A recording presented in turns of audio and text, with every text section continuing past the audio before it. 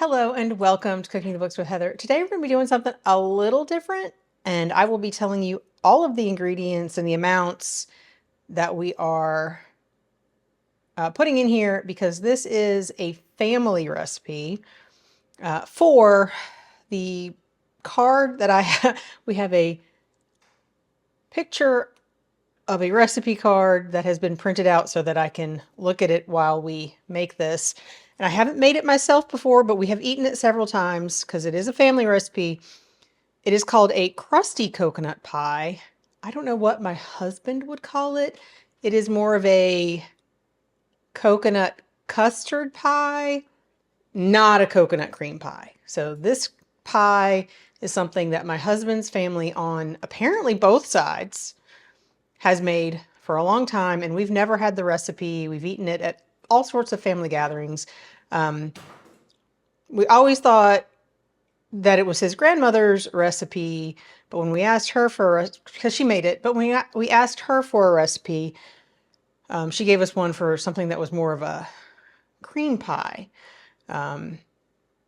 This one is from his Aunt Faye Harrell. So we finally found it. His mother made it per the recipe, well, as much as per the recipe as she could, and it was perfect. So now we can finally make my husband's favorite coconut pie. All that to say, it's a family recipe. I haven't made it before, and there are some minimal instructions. So hopefully I can walk myself through it and walk you guys through it, and it will be okay. I'm pretty sure at the end we'll have a pie. Anyway, in here I have a cup and a quarter of sweetened flaked coconut, just the kind you buy at the grocery store. And I have a half of a cup of milk. I'm using 2% milk, and we're going to combine these two just to, I guess, sort of hydrate the coconut a little bit. And we're going to let this sit while we continue with the rest of our pie.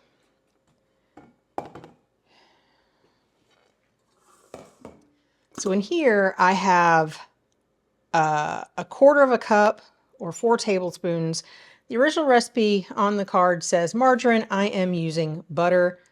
I'm sure you could use coconut oil as well, but I haven't tried it. So if you do try that, let me know in the comments below. It might sort of amp up the coconut flavor, especially if you use sort of a virgin coconut oil, not a refined one.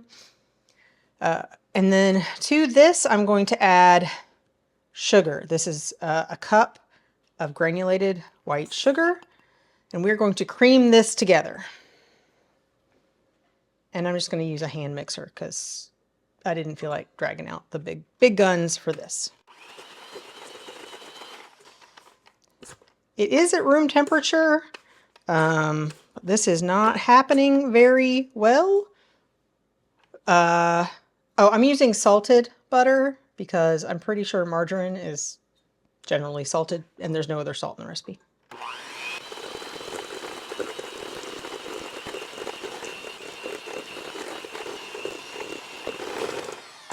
I mean, it's coming together, but woo, I don't know that this will cream like you generally have creamed butter and sugar together, because there's a little bit of butter to a lot of sugar, so I'm about to call it done. All right. I wouldn't call this creamed like when you make cookies and cream butter and sugar together, but I think that the amount of sugar to butter, I don't think I can get any better. If I were going to do this again, and I probably will do this again. So when I do this again, I will definitely mix up the butter just by itself, whip it up some first, and maybe add the sugar at a little bit at a time. But I don't think we can get much better than this. But now I'm going to add some eggs. So I'm going to add them one at a time just because that's how I'm used to adding eggs. We're adding 3 eggs. And I'm just going to beat them in a little bit at a time.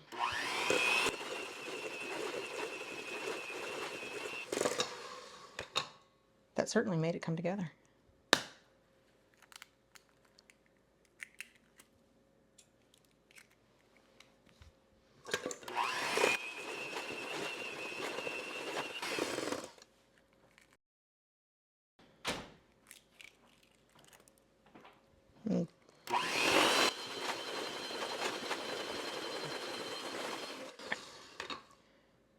here's where my instructions end, beyond the time and temperature to bake it.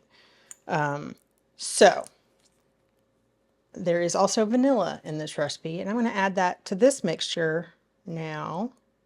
There's a teaspoon. Generally, I would measure that with my heart, but a teaspoon is a pretty good amount of vanilla for this. So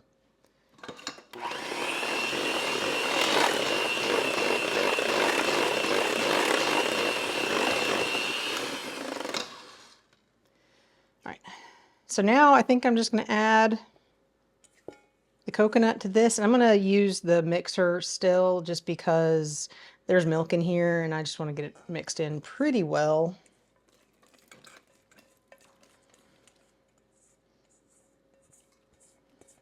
Hopefully I meant to add all of the milk and not drain that out somehow.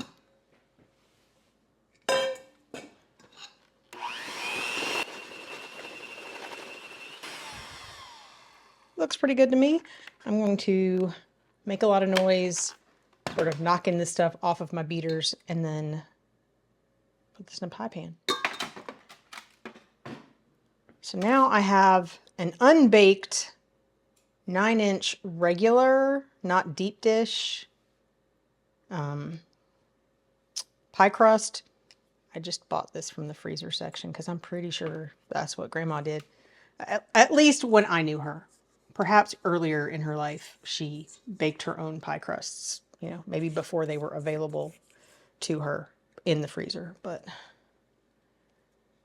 here's hoping all of this fits.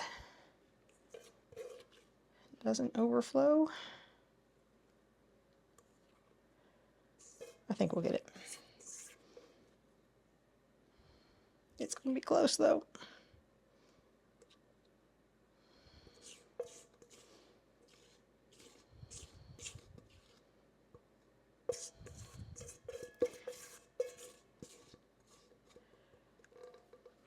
I've been told by the expert that this looks right. So hopefully it will be. I've put this on a baking sheet with some parchment just in case it overflows. We're going to keep our fingers crossed that it doesn't. But the instructions tell me to bake this for 30 minutes at 350 degrees. So I guess we'll see you in about 30 minutes. There we go. There's our pie. After 30 minutes, it looks brown like it's supposed to, just like I've seen at all sorts of family gatherings. And it's still a little bit wobbly in the middle. You probably can't see that from that camera, and we don't have the other one up, but it's a little bit wobbly.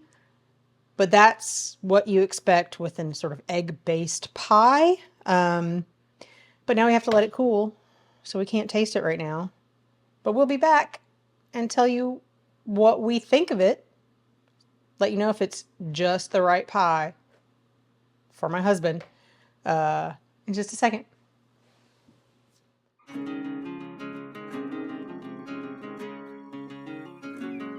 On this episode of Cooking the Books with Heather, you watched me make a family recipe for crusty coconut pie. It turned out pretty well. I think I kind of just barely underbaked mine. It needed a little bit longer in the oven, so maybe 5 more minutes or so. Next time I'll definitely cook it longer.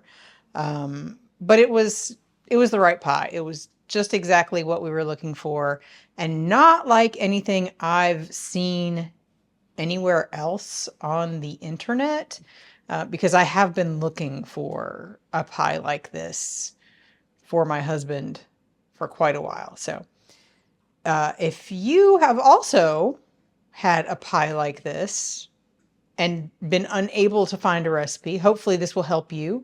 And if so, please leave a message in the comments below. Let me know where you're from, where you've had a pie like this, because I never had until I met my husband. But it's definitely one that we have had on both sides of his family here in Eastern North Carolina. So if you've enjoyed watching me make this, please give me a thumbs up, hit the subscribe button, and come back and watch me make something else next week.